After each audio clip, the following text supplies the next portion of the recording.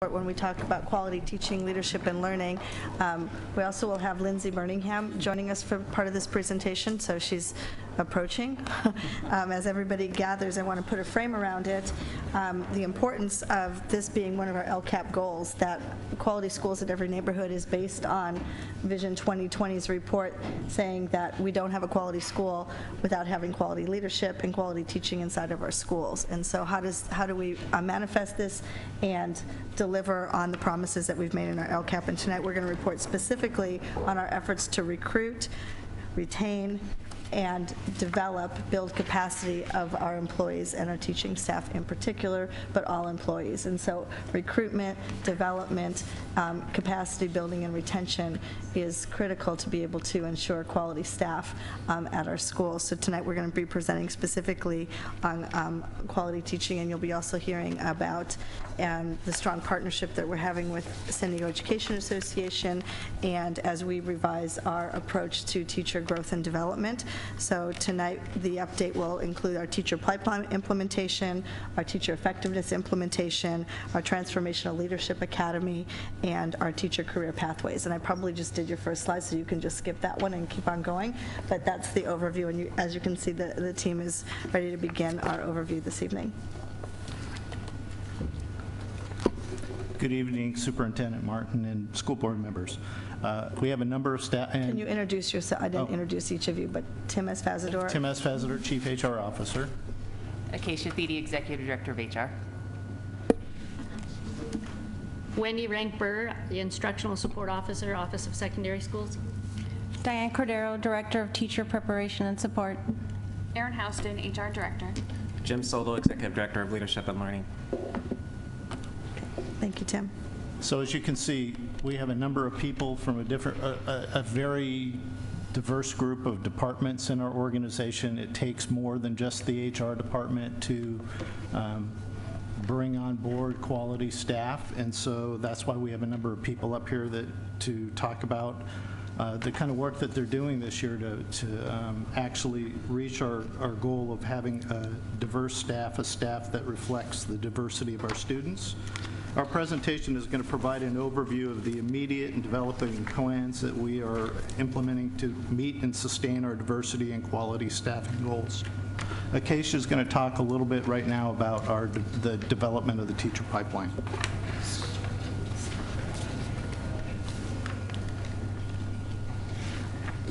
Actually, Erin's going to first talk about our commitment to this work. We skipped the slide. Sorry. The teacher workforce is the lifeblood of any educational system. Without a core of highly effective teachers who are able to serve all students well, schools simply cannot achieve their ultimate purpose of creating an educated citizenry. The district is committed to proactively combating the recruitment issues associated with the nationwide teacher shortage to ensure high-quality teachers are in every school. Across the country, the driving factor in teacher shortages continues to be teacher attrition. In addition, workforce growth due to lower class sizes adds to the shortage. Retention of effective teachers ensures the district can obtain the Vision 2020 goal of ensuring a quality school in every neighborhood. The September 2016 report by the Learning Policy Institute discusses retention of teachers based on their working conditions. In this study, teachers state that working conditions such as class size, competent and supportive leadership, a school's testing and accountability environment, and teacher autonomy are all significant factors in ensuring teachers remain in their schools and their communities.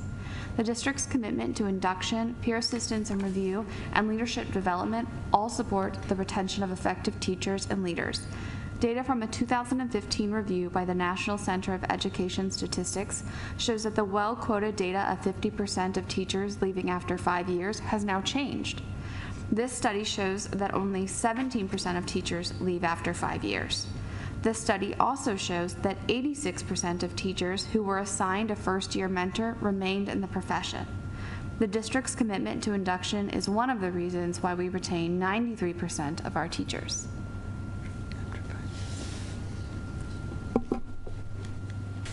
And to update the board and the community on the teacher development work that we're doing, we have very enthusiastically taken on this work for the last 2.5 years.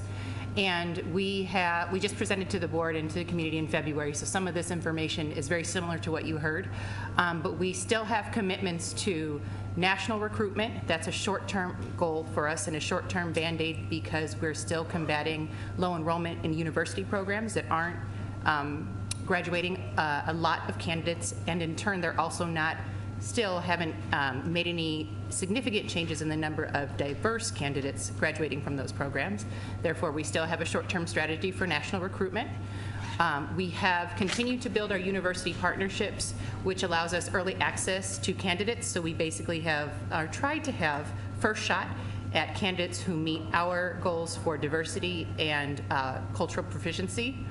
We have developed partnerships with the military that increase our numbers of diverse candidates. That's also a short and long-term strategy.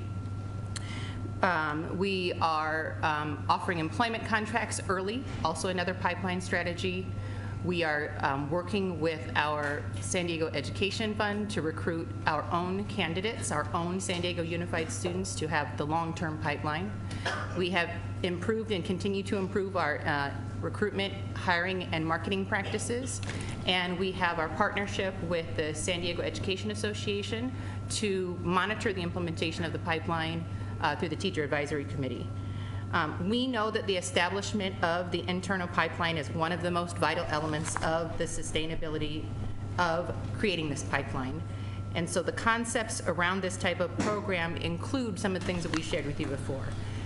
Educators Rising Clubs, which Diana is going to talk about in a little bit, CCT Pathways. These are programs that our own San Diego Unified students can participate in, learn about the teaching profession, and build that early interest in so that we can then capture their interest early, get them into scholarship opportunities like through the San Diego Education Fund, and have them enter into the profession.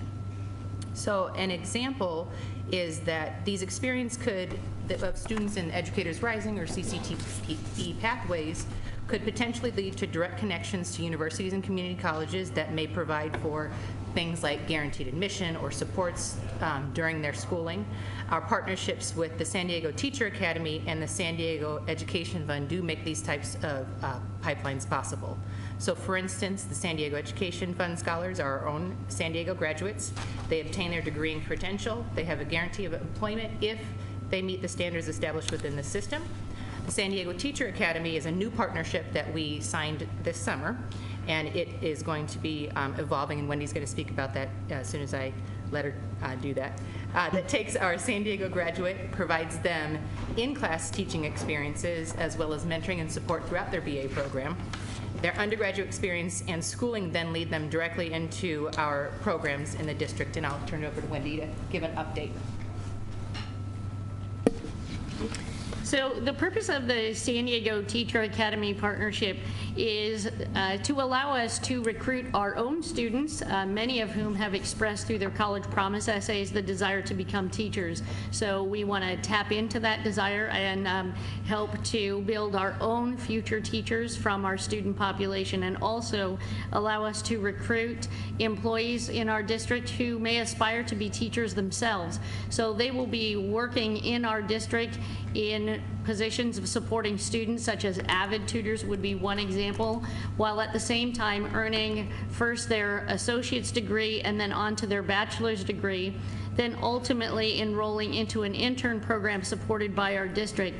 And our goal is to finally graduate those students and hopefully employ them in our school and have them be fully credentialed and debt-free. So that is our work in San Diego with the San Diego Teacher Academy, and we are currently working with local college and university partners, so we'll have updates for you as we progress.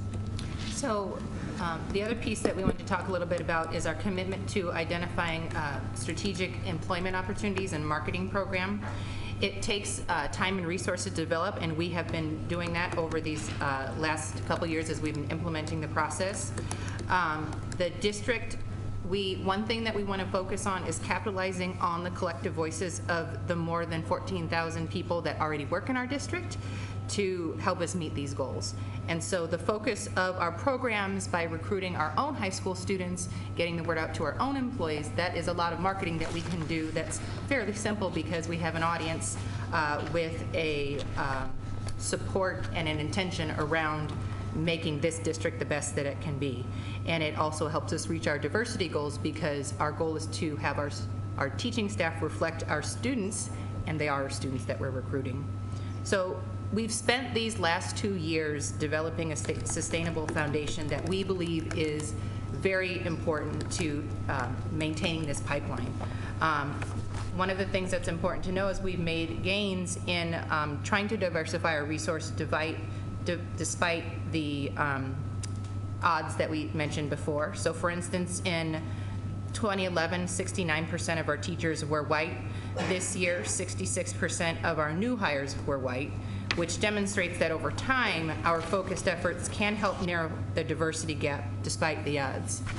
We have, again, a timeline for you to look at. It's immediate and ongoing is what we referred to earlier.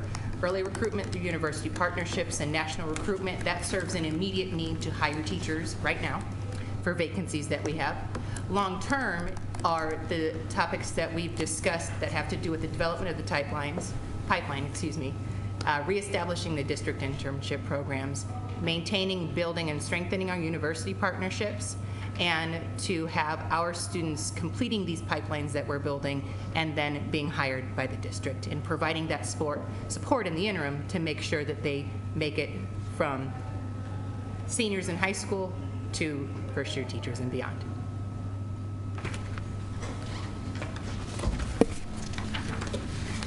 So one logical strategy to having our teaching and employment staff reflect our communities and our schools is to recruit from our own communities and schools.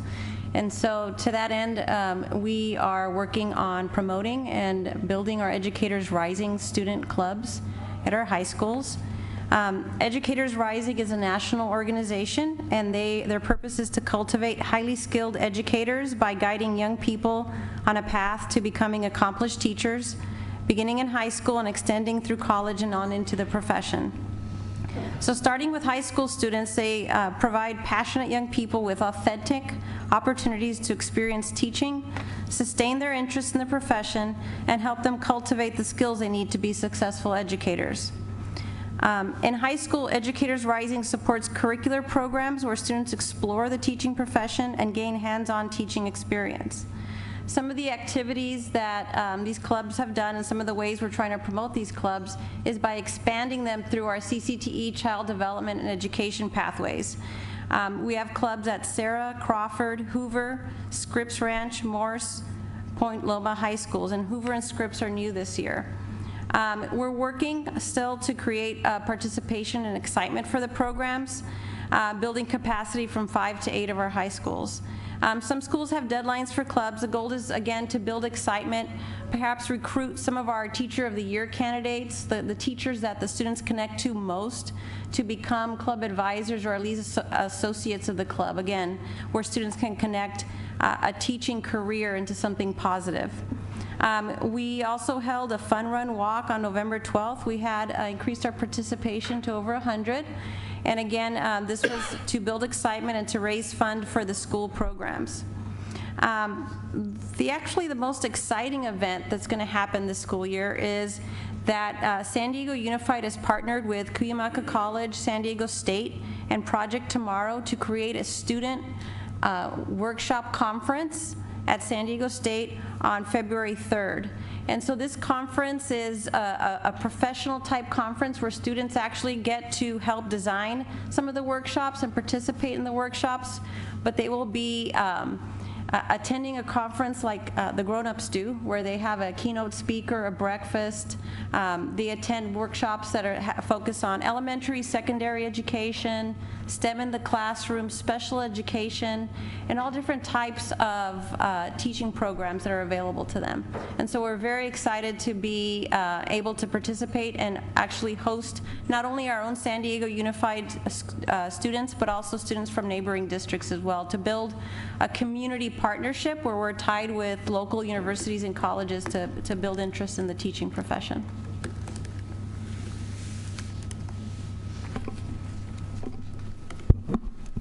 So that leads us into how do we retain great teachers when we get them. So when we had our last teacher negotiations a year and a half ago, we realized that we did not have a new teacher evaluation system, and we couldn't even think in the room. We know it's at least more than 30 years, perhaps more than 35 years. So part of that teacher's contract was written in to actually have a collaboration between SDEA and the district to start looking at what a new teacher evaluation system might look like. And so we have been working with the county over the last year and a half, and we're really focused on a teacher growth model, an educator growth model. So educators can grow over time, looking at the areas of deficit or need, and be fully supported by the district as they grow and continue to grow throughout their career. And to show that collaborative spirit, I'd like to invite the SDA President, Lindsay Birmingham, up, who's going to go through the process of E3 with me. She'll start from the beginning. Where did we start a year and a half ago? And then I'll finish off where we are today and where we're going forward. Lindsay? So we've joined the E3 process, which is facilitated by the San Diego County Office of Education. And through that, their facilitation has been a huge help and a huge assistance to both of our teams, and have helped, I think, to move us along the process. Through the facilitation, they provide not only facilitators during our meetings and our sessions, but also provide us with direct contact to best practices and resources that we've been able to use during the evaluation.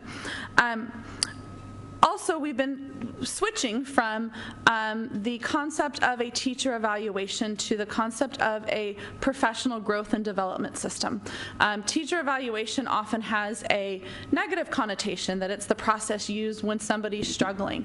But in reality, and the real intent of it, of an evaluation, is to, no matter where an educator is in their career, to be able to help them grow in their areas of need. Nobody's perfect. Every single one of us has an area where we excel, as well as an area where we might struggle or need additional assistance in. And so the professional growth system is meant to provide educators with support throughout the process. Districts are often very good at supporting new educators through induction programs like we heard about before, and supporting struggling educators through peer assistance and review programs. But often those educators that are doing okay and kind of passing all of the things they need to do don't always have that extra support. And so we're really looking at developing a system where no matter where you are, educators will have the opportunity to identify areas of need and get the support to help them grow in those areas. Throughout this process, we've been going now, as Jim said, for about a year and a half. And the first year was really all about research and looking at best practices when it comes to professional growth, as well as hearing from districts who have already been through this process. And so through that first year, we settled on a set of guiding principles that both the district and our SDA team were able to agree upon as things that we wanted to guide our work moving forward as we developed our new system. And so some of those guiding principles included having a system that's based on the California standards for the teaching profession, or other sets of professional standards. We have within SDA in our district have more than just teachers, classroom teachers. We also have counselors, nurses, school psychologists, speech and language pathologists. They all have a set of professional standards. And so we wanted to start from a common starting point. And the CSTPs are often used in beginning teacher induction programs. So it makes sense for those to be a good starting point.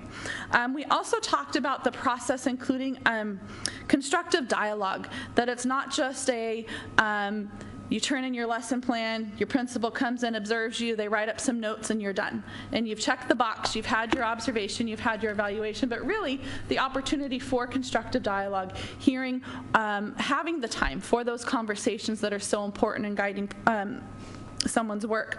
We also wanted to develop a system that would encourage collaboration and risk-taking, where educators would feel comfortable choosing something and identifying something, an area in which they struggle, and there's not fear of you identified this area you're struggling and now you're in trouble, but by identifying that area, you're going to get the support and resources you need to grow and become a better educator.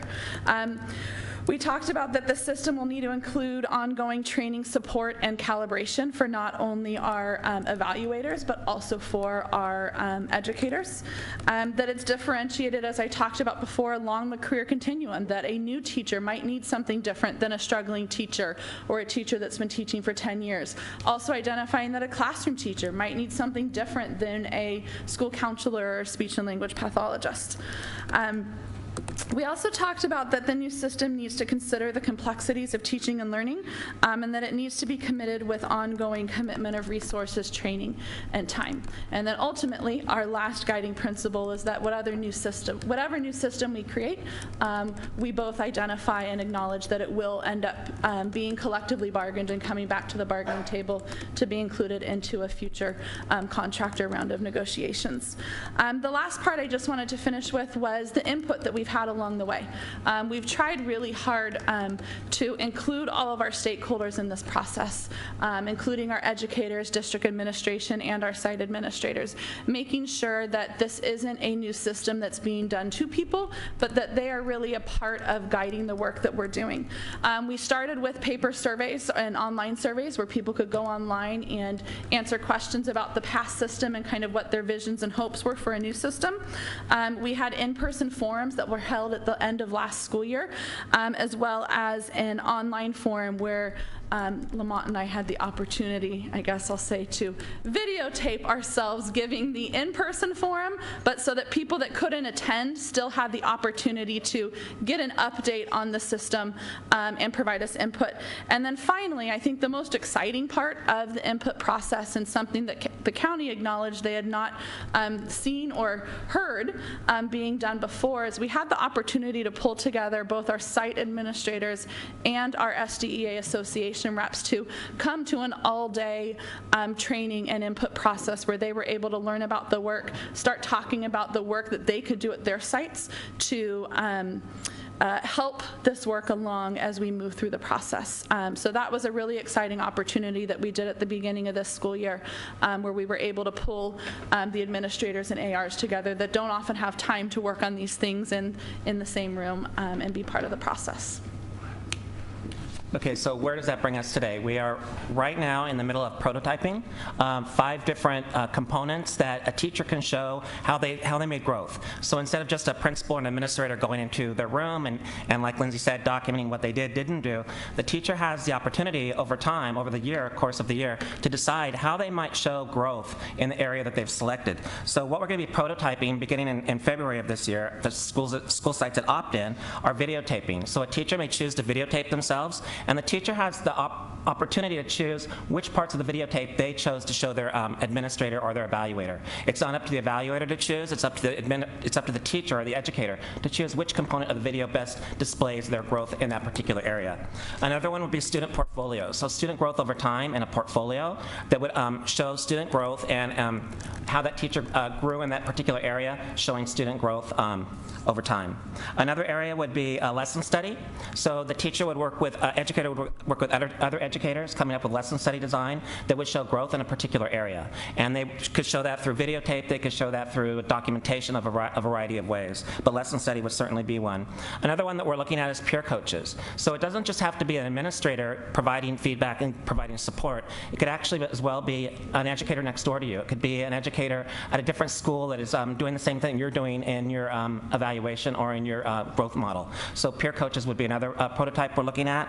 And the last one would be common student assessments. We know right now that we have school sites that are creating common student assessments for the school sites. So this is a way for them to actually grow those common assessments together. So if we have 3 people in an English class at secondary that are all in the growth model, they would maybe decide to all do common assessments together. They would develop those common assessments over the course of the year. They would show student results and how they grew from those common assessments. So those are the prototypes we're looking at for this year. The feedback we get from teachers and the administrators on site will then help guide us whether those prototypes need to be tightened up, whether they work, whether they don't work, as we look towards the pilot year and the next year. So in 17-18, we're going to go through our pilot year. There'll be more schools involved, and we'll continue to tweak and just reevaluate everything we're doing based on feedback. As Lindsay said, feedback is key. We've received a tremendous amount of feedback thus far, and we hope to continue to receive feedback as far as we go. And then finally, we hope to have full implementation in the year 18-19. That's our goal.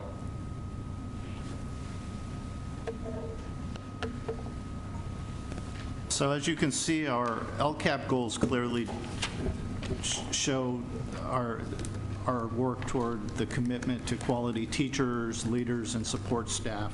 Our professional development opportunities like the E3 process are very intentional and purposefully tied to our stated goals. These commitments ensure that the efforts made to recruit and retain diverse candidates will be fruitful. So through all the goal of quality teaching, leadership, and support in our LCAP, we have a collective vision.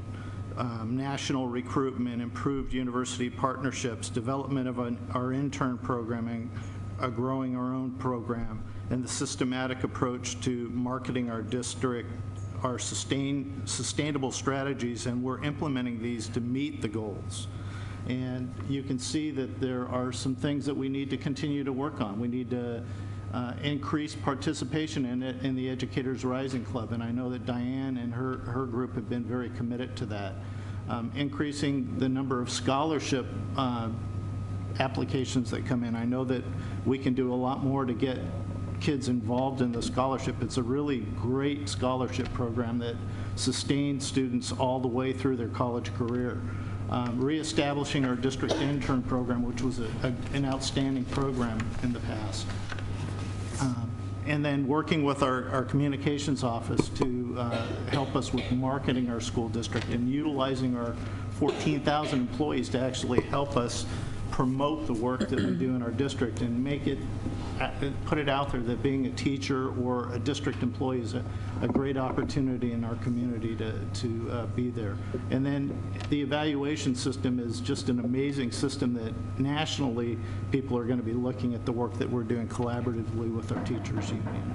And so we want to maintain or improve the rate of retention. We're at 93%. That's a pretty high percent of people that stay in our organization beyond 5 years. That shows the kind of work that our superintendent, our board, and our staff are committing to the people that work for us. And we have more work to do, and we have a great team to do that. I want to say thank you to the team. The overall theme of being able to deliver on this particular LCAP goal is that we are committed to recruiting, retaining, and training the best teachers in America with very concrete, specific strategies that you were able to hear about tonight. Do we have speakers? All right, board members, comments? Yes. Trustee Brewer? Well, I just want to thank Superintendent Martin, Lindsay, the team that's presented tonight, and the team that's been working on these issues for several years now. You know, John and I sometimes talk about it's a shame that the auditorium's not packed tonight. It's a shame that that the entire community is not listening, you know, to this work, because this is the most important work going on in public education, period. This is the most important work that's happening in our district, and I do believe it's setting an example for what's possible in public education. You know, we've talked, you know, about some of the growth that we've seen in our student outcomes over the last several years. Obviously, our 92% graduation rate that's been achieved even while we've raised graduation requirements. We've talked about the extreme drop in our dropout rate. Down, we're now what, around less than 4%, I think.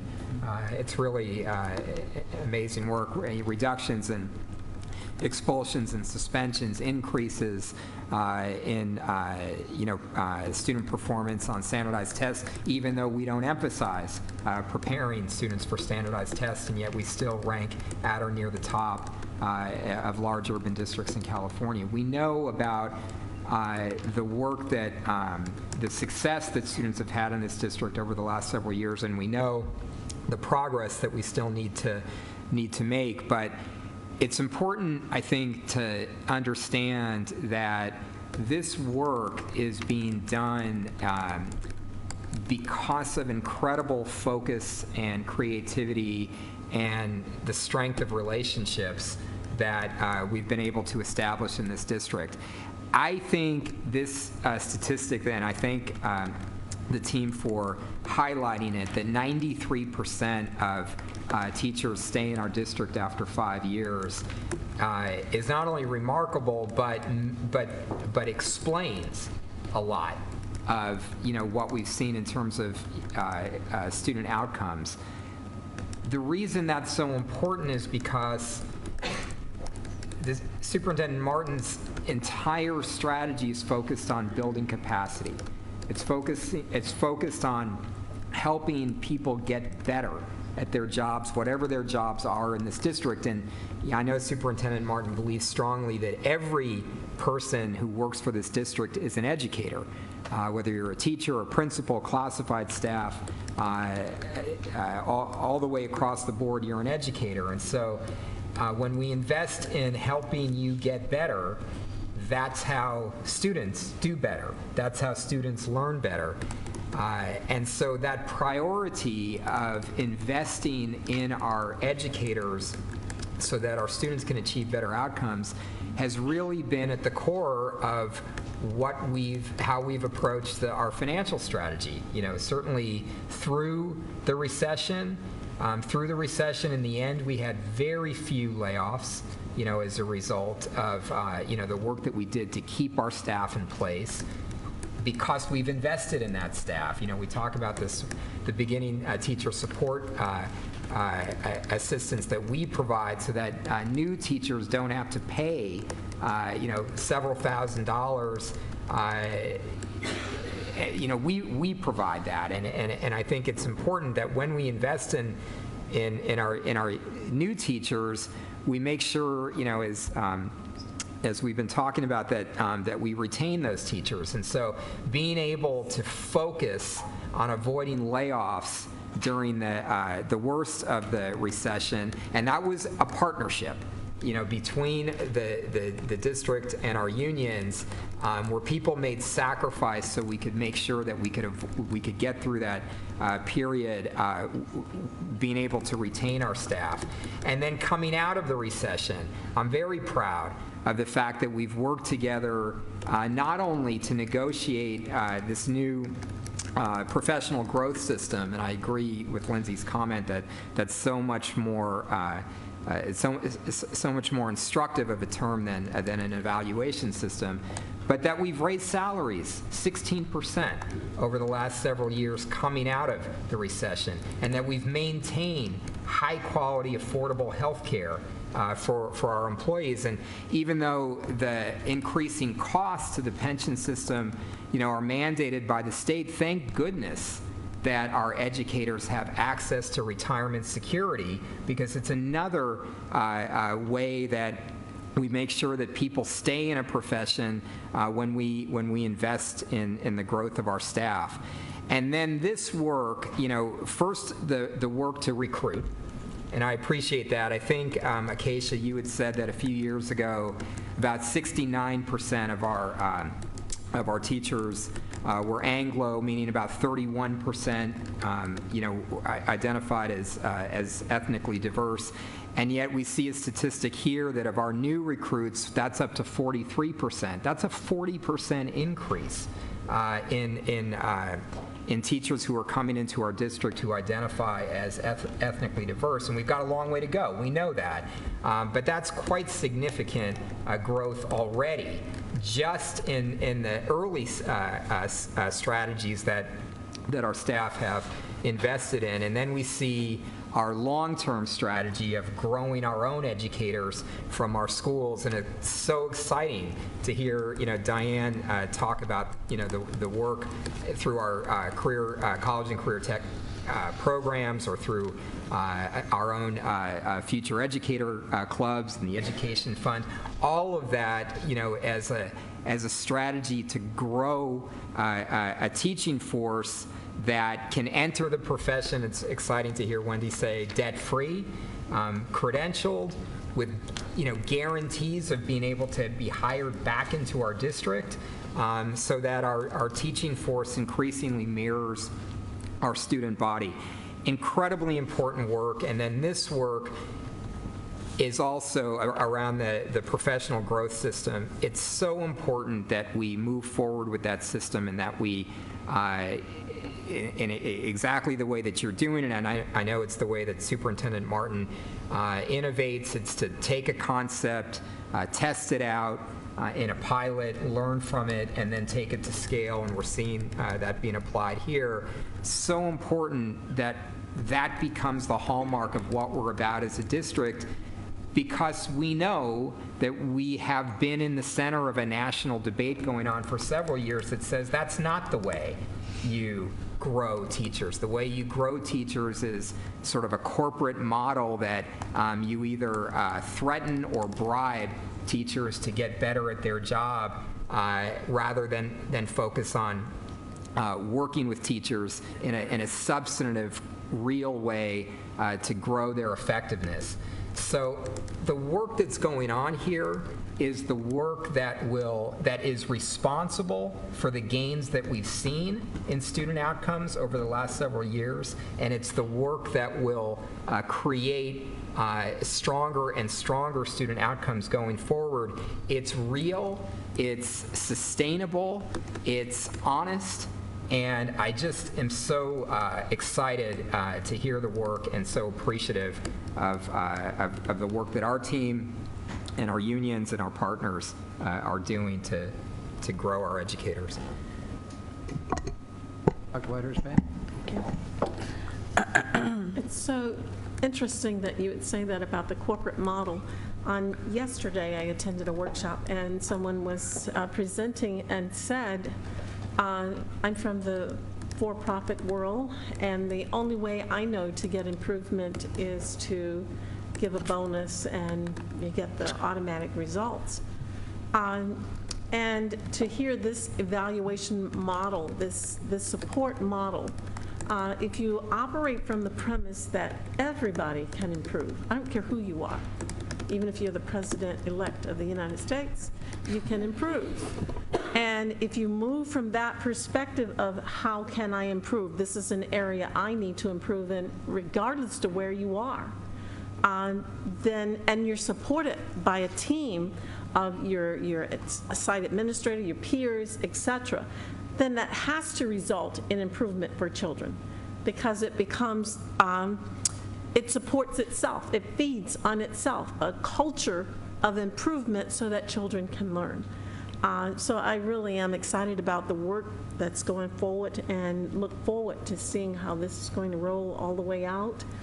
And I also commend you, Acacia, and all of the team for the work you've done. But you mentioned the Ed Fund. With my hat on here, having been a member of that board, please, students, if you hear me, please apply for the scholarships. We give scholarships out, and we raise monies every year. We give scholarships, we get very few applicants. Please submit your application, it's online. Thank you very much. We look forward to seeing your application, and thank you all for all the work that you've done.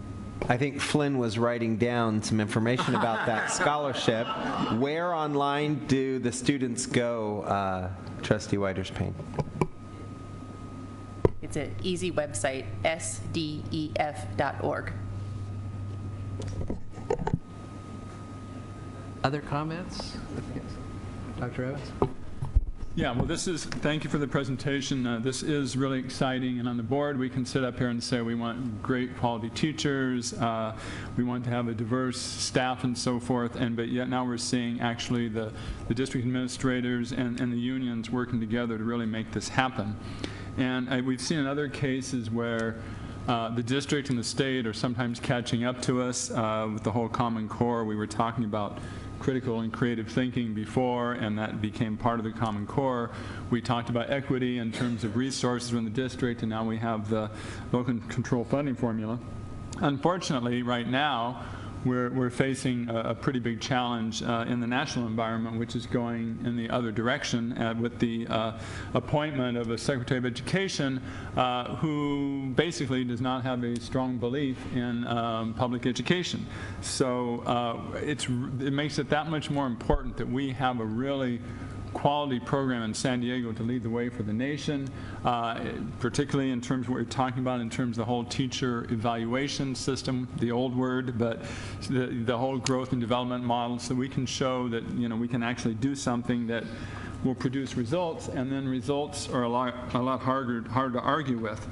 I think it's a great statistic we have of 93% of teachers who had this induction program, sticking with us after 5 years, which is very parallel to our graduation rate of 92%.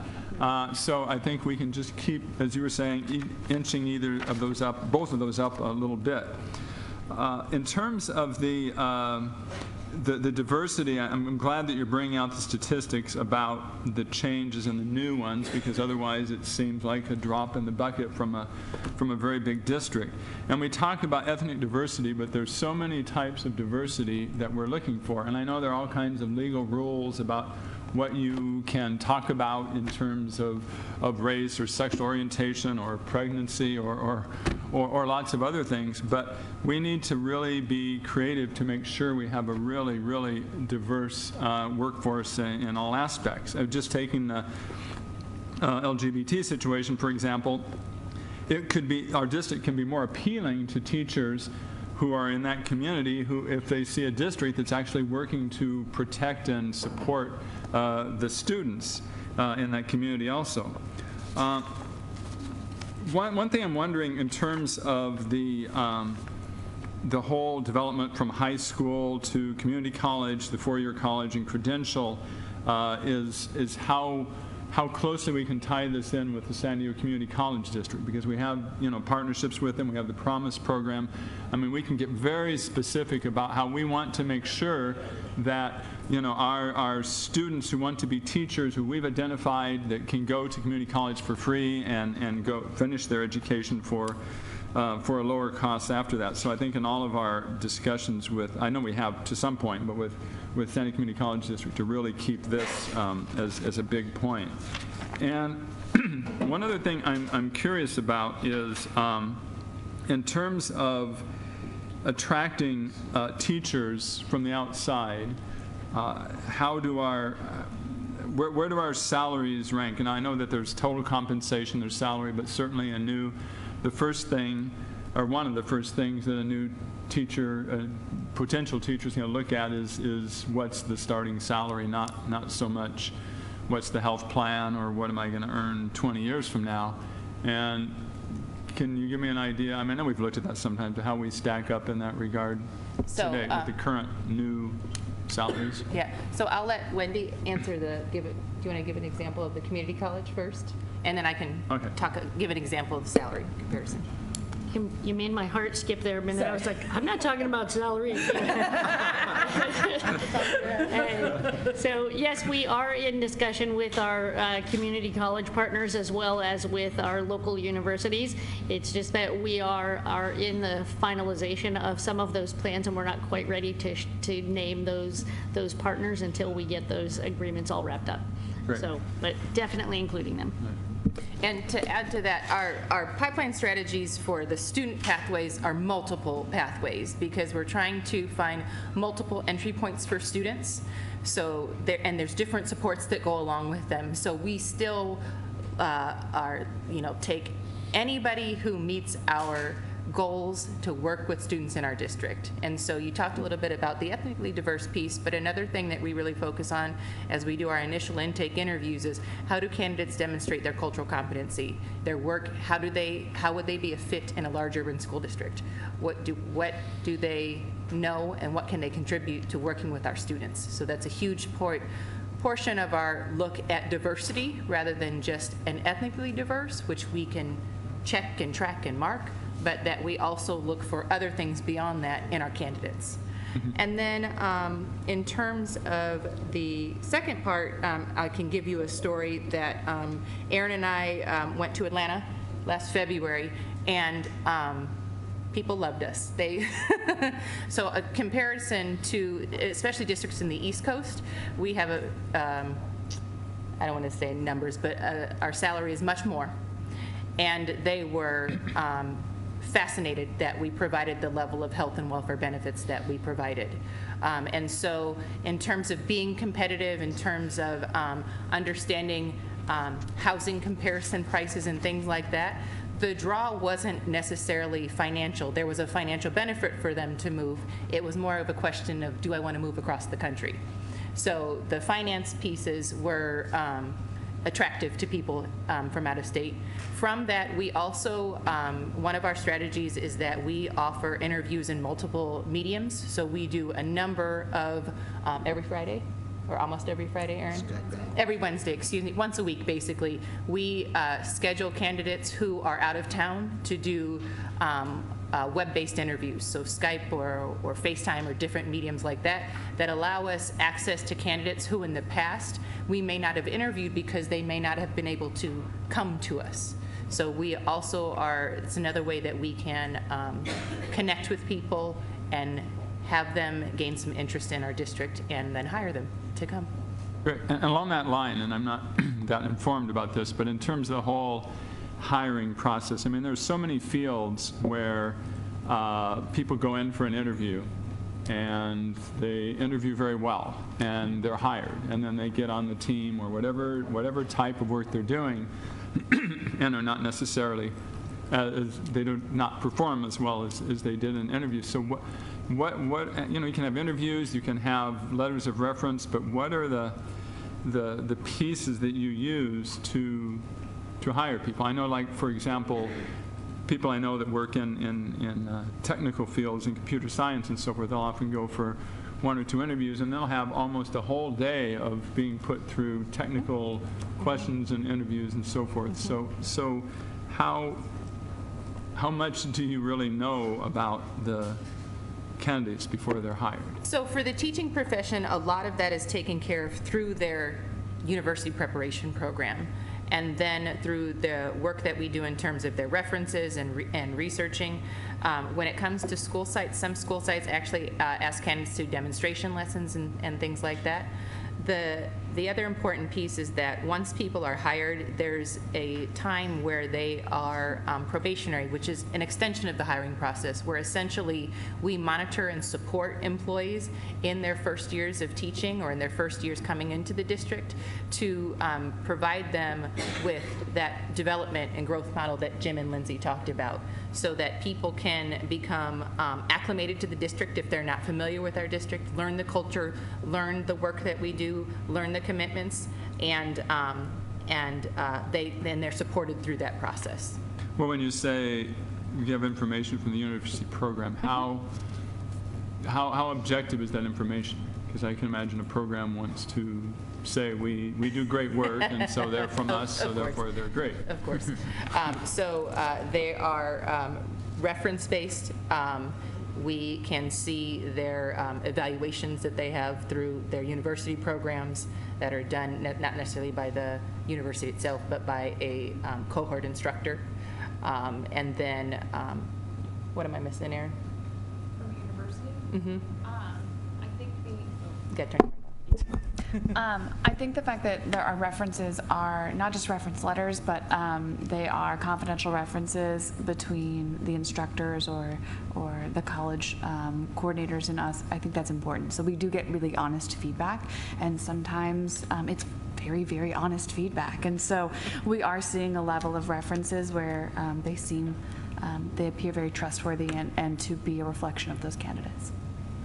And then another thing I don't know is, how does the process go in terms of them, of a new teacher being hired by the district versus being hired by a school site? Are they hired by the district and put into a pool and then go out and interview at the schools, or how does that work? I'll let Tim talk about it, because he's been in HR forever. It really depends on the circumstance. I mean, if we're looking for a physics teacher at a high school, they're more they're kind of a rare breed, so we're going to go out and we're going to find candidates, and we might have them go directly to the school site for an interview, and if the school identifies one of the candidates and in that process, then they can go ahead and we'll offer the contract to them.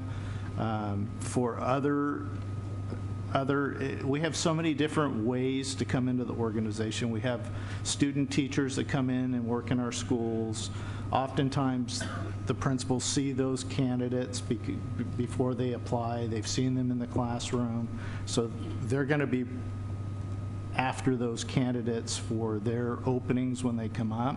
But we have a process where we have post and bid, and we have, so you know, with this early recruitment that we do, and we're looking for diversity, we have to go out, and sometimes we're offering contracts to quality candidates early that will meet our diversity goals.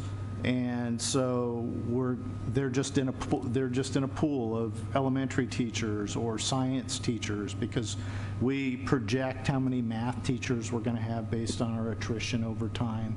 So we will go out, and in our early recruitment, we'll offer contracts to people when we go on recruitment trips to Atlanta or places like that, without the principals having been a part of the process. But whenever we can get the principal involved in the process, we do, because we want them to be a part of that, and not only the principal, but the team that works at the school that has to work with that teacher to be a part of that process. Great. And then just one more thing for future reports, what could be helpful is, besides the information and statistics, would be sort of real-life examples. Like we have this group of, or displaying a couple or a few students who are in high school who are on this path, who want to be teachers, and this is how they're going to get there. Or even we did this national recruitment campaign, and here are 2 or 3 teachers we brought here. I remember one, I was very impressed, a guy who came here several years ago and was pleading for the continuation of the teacher development of the new teachers program, who had been an attorney in New York and had volunteered at schools in the Bronx and decided to change his profession and was very committed. And when we just see these real-life examples, it gives a lot more flavor of what we're doing. Thank you very much.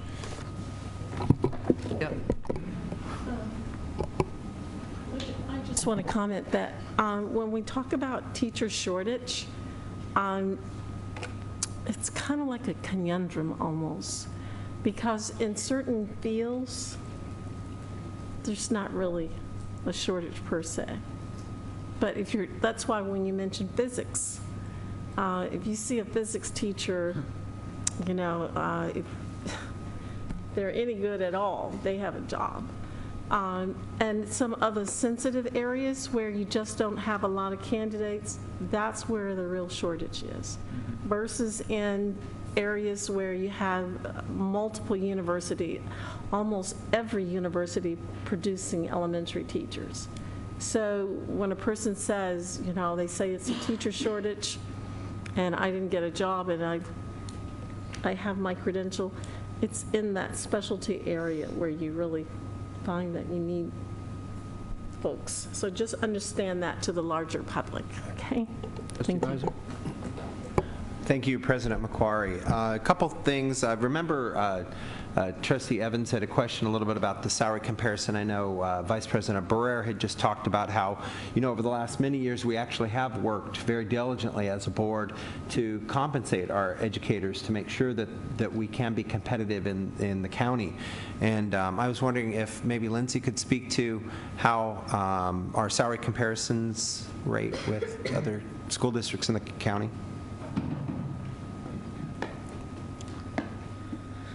So I don't have exact information with me. I know Acacia talked a little bit about nationwide, that our salary looks good to candidates across the nation, but our cost of living is also higher than many states and counties across the nation as well. When we go into bargaining each year, SDEA, and I've shared it with a lot of the school board members, does a lot of salary comparability research and information, and we look at San Diego County districts as well as large districts across the state.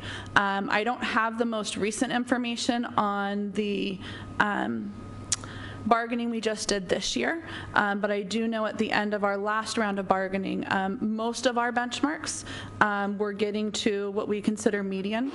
There are a few, when we look at benchmarks, we look at a teacher, an incoming teacher, a 5-year teacher with X number of units, a 10-year teacher, a 15 teacher, and a lifetime educator. And those benchmarks, most of them were getting up to median. And then between then and when we went into bargaining, a lot of other settlements come in. And so it's a constant changing thing every single day or every single week. We understand that we are a large urban district. It's difficult to be at the top when you have so many, but as close to there as we can get, as we used to be in the bottom quartile, we have moved up into, for most of the benchmarks, what we would consider kind of that second quartile, approaching median at most of the different different areas. We're in the process of doing our research now, looking at what does the most recent contract settlement, where does it put us? My guess is that it's going to be very similar to where we were at the end of the last round of negotiations, which would be just below the median level for those areas. Thank you. I think that this is just a lot of very important work, and I'd like to echo the remarks of Vice President Barrera talking about how it's kind of interesting that, you know, every year we go through the budget process, which really is just an exercise. It doesn't really mean anything until May, when the state and the governor give us some more information. But that's the only thing anybody cares about. They don't care about the fact that in San Diego Unified, we're revamping our teacher evaluation system, that we're creating a radically different way of helping teachers to get better and throwing away the old teacher evaluation system. And that's really important things that the public and our community and our parents need to know about. And also the fact that we're doing a phenomenal job of helping our new teachers to get prepared. And I just can't thank this board enough for not cutting the beginning teacher support program during the most difficult economic period. I know that that was up for consideration. That's something that we talked about, we deliberated about in our economic decisions in the past. And I'm just, tonight's presentation on staff about how the beginning teacher support induction program is helping those new teachers to become more effective and to maintain their career path, I think it just reaffirms the decision of the board. So I just want to say thank you very much to all the staff and all the work that you're doing. Keep it up. Good job. Thank you. I too want to acknowledge the statements and questions and the comments and the position that the board has made, and to acknowledge the presenters tonight on this very, very important topic. This district has long recognized that a high priority is the quality of the instruction teaching process. Research demonstrates that if you want to have a major impact on student outcomes, you need to address the quality of instruction, the quality of teachers. That's why we put teachers at a high priority.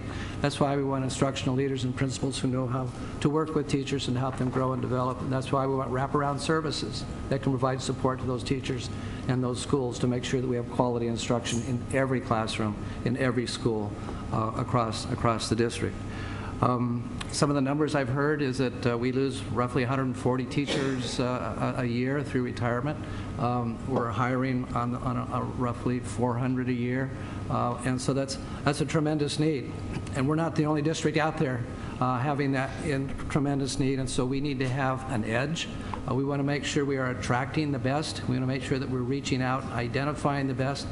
And if we can grow those from within in the number of ways that have been recommended, I think it's absolutely crucial that we identify students early. We develop the program for our future teachers and work on that pathway. Also identifying current staff members who are classified, who may want to be teachers, who have been working with students in schools, and we know that they have the heart and the spirit and the skills to go forward, and we want to support that. I met with military veterans, and they too, and their families and their spouses are very willing and interested in working with schools, and we have an opportunity to reach out to them as well. In addition, we have our visiting teachers, our substitutes, who are demonstrating and doing excellent work, and they'd love to come on full-time and be here. So we have a number of people who want to work here. We want to make sure that we are hiring the best, that we are supporting them in the best way possible, and that we are retaining them. And we are at a 93% level, and that's the commendations all the way around. In another related area, it was brought up about we have teachers on the other side of the on the East Coast who would love to come here. Have we given some thought to maybe some housing support, some moving support, some incentive to get them here and give them some support to make that transition? So we can pull, and I absolutely agree that this will become a magnet. What we're doing in terms of Growth and development is something that school districts across the country and teachers across the country are looking for. They're looking for more than just a salary and fringe benefits, and we're in the median range and getting better in our own neighborhood.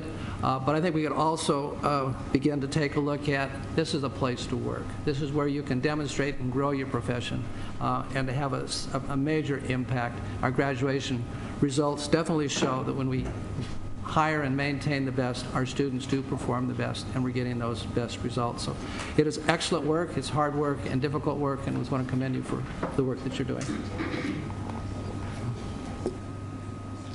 Thank you to the whole team.